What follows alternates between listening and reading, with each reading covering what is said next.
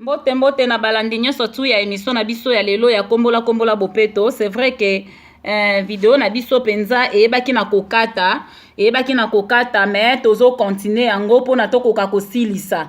Na bandaki koloba nga na lobi ke eza te ozela kaka mutu soki akufi bongo liboso na tombe na ye oke koloba maloba ya kitoko, okende koloba comment est-ce que olingaki ye, comment est-ce que ozalaki vraiment na bolingo na ye, na moma wana ekoservi na eloko moko te.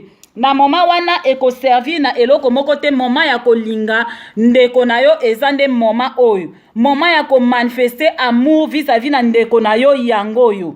Moma ya kolakisa ndeko na yo ke olingaka ye yango oyo. Tobanda kolinga na biso ba congolais. Tobanda kolinga na biso peuple congolais. Totika ba division, totika ba haine, totika makambo nyonso tu oyo ya kofabrikelaka bato ba histoire. Ya ke ovandi o créer o boti histoire na yo, o pesi sens na histoire na yo. Totika eza malamu te makambo ya modèle wana.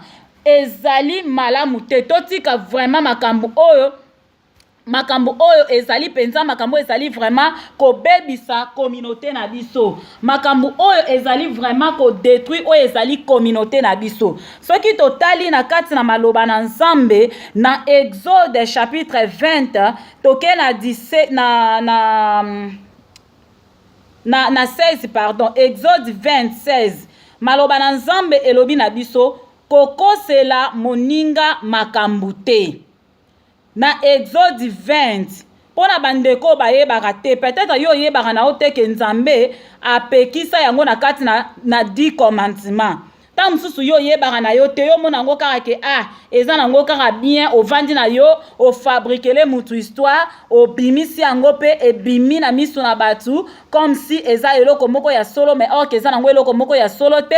Nyonso wana kaka po oza na besoin o ruiner vie ya ndeko na yo, oza na besoin o ruiner vie ya prochain na yo, oza na besoin ke makambo azosala ebeba, oza na besoin ke makambo azosala ekende liboso te. Ovandi na yo kaka o fabriquer histoire, o pandi yango pe epanzani ekesango. Nyonso wana kaka pona oluka o détruire vie ya ndeko na yo. Posa na yo eza ndeko na yo azwa ba choc, abela ba AVC, akota ndaku, asila, kombo na ye yoka na lisusu te, nde yo sepela. Ndeko na nga tika ko servir diable. Ndeko na nga tika ko salela satana. Tika ko salela satana. Nzambe alobi na biso na kati na maloba na ye, parce que babiloko wana eza misala ya satana. Eza satana nde mutu azana makamba kokosela batu makambo. Po ye aza champion na lokuta. Ye nde papa ya batu nyonso bakosaka. Donc satana aza papa ya batu nyonso bakosaka. Yango ndeko na nga tolinga ko salela satana te. Tolinga ko facilite ye travaux na ye te o ye azali ko sala na kati na mokili oyo. Toluka ko facilite yango te. Toluka ko facilite yango te bandeko nanga. Yango wana totangi na kati na Exode 20 na chapitre 16 bayebisi biso babi kokosela muninga makambo te. Kokosela muninga na yo makambo te. Soki toza na besoin ke Congo na biso ebonga, toza na besoin ke mboka na biso Congo ekende liboso, toza na besoin pe ke non biso ba congolais to évoluer awa pe na diaspora bisika tozali to ba o batikala pe kuna na niveau ya mboka na biso Congo. Soki toza na besoin ya évolution ezala, toza na besoin ke non mboka na biso échanger vie et comme malamu ba aide sociale kota ba facilité bele kote la biso na kati ya mboka wana. Il faut to bandana ko zana bolingo, to bandana ko lingana biso na biso, to bandana ko lingana po soki to bandi ko lingana tokomi na bolingo entre nous, babiloko ya malamu pe kokote la biso. Nzamba ko sala ke ba bénédiction esopane la biso na kata mboka na biso Congo. Nzamba ko fongole la biso bikuke o ezalaki akokanga mapona Congo.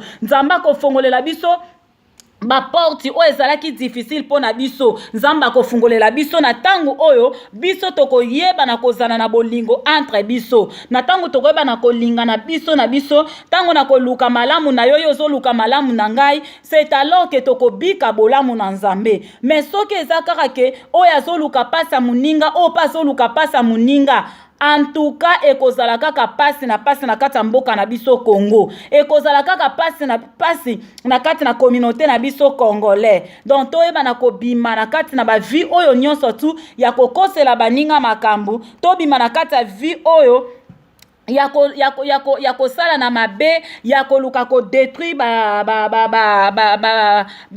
vie ya batu misala ya batu makambo bato bazosala tomekana vraiment kolongwa na kati ya makambo wana to se soutenir les uns les autres nde bible ezosenga na biso ke non toyeba na kose soutenir tozala na soutien mutuel donc tosimba na la main dans la main ndenge ndeko wana yembi bana Kongo tosimba na maboko Kongo elonga ezali na oyeba